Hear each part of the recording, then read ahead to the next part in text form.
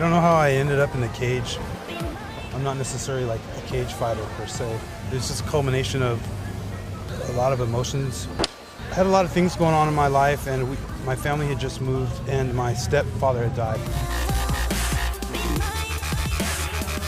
My name's Frank Ordonez, and I help organize cage fights, and I sometimes participate in them.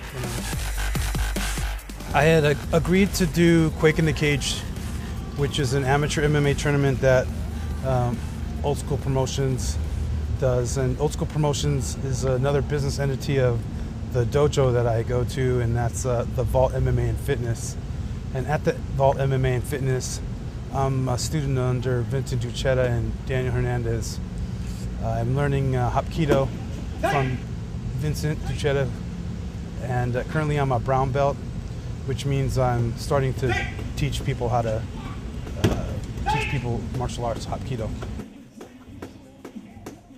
So I met Frank about 11 years ago. Frank was young. I think he was probably like 22 years old, 23 years old. He had just gotten off his ankle surgery. I know he had a plate or screws in his ankle. And he came in and he progressed really good. He learned really well. A lot of things that I liked about Frank when he was coming up, even now, is I'll teach him something and he'll implement it in his fighting or when they're rolling and sparring and stuff. A lot of guys are afraid to try things. They think, oh, this doesn't work. But he actually tries things that work and makes them happen during the actual application of technique. FD over the past 5-6 years has come from a big, long-haired, angry, drunk guy that would just come in to fight. Back in the day, 4 years ago, Mr. Vincent Duchetta would tell me, "There's no way, FD can't teach the kids class. He just has no patience for it. He's a big, brutal guy." But now, over the years, FD has evolved and changed. He's no longer that angry guy. You can get him to break a smile here and there. We have him teaching kids classes. The kids like him. And he's definitely changed for the better through martial arts. Another thing we do on the side is we do events through Old School Promotions, our other business name, and we throw the Quake in the Cage events. Through that company or corporation, we do a lot of things in the community. We've also done toy drives, we've fed the homeless, many things like that, and a lot of that is really just the game plan and the idea of FD. He's come through with that on his own, really taking care of it, and he's really motivated to help out in the community. I got into art early on when I was a kid because I used to watch a lot of cartoons. I had finished all the art classes and my GEs at Pasadena City College.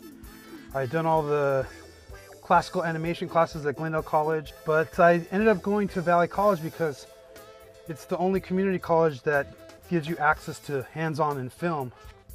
I quit my day job and started trying to produce on my own. I started doing videos for the nonprofits, but for Latin bands too.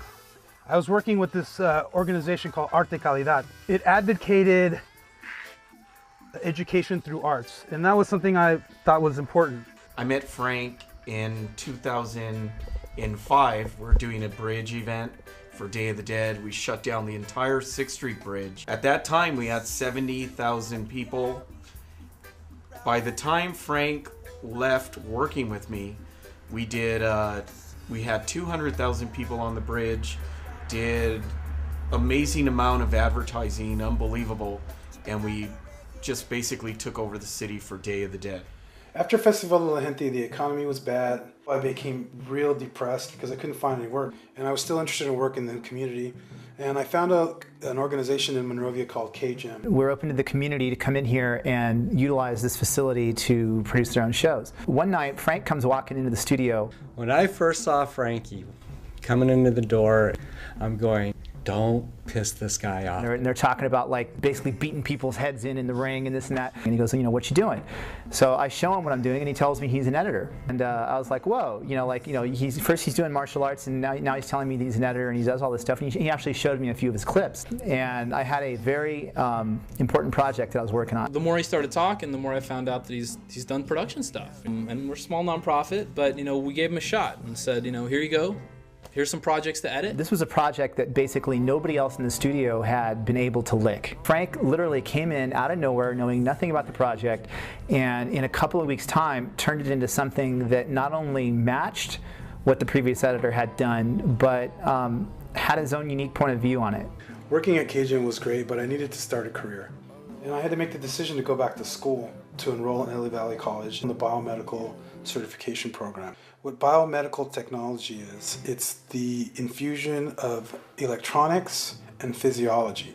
Basically, any machine that is connected to any person for any type of medical procedure, the biomedical department fixes those machines.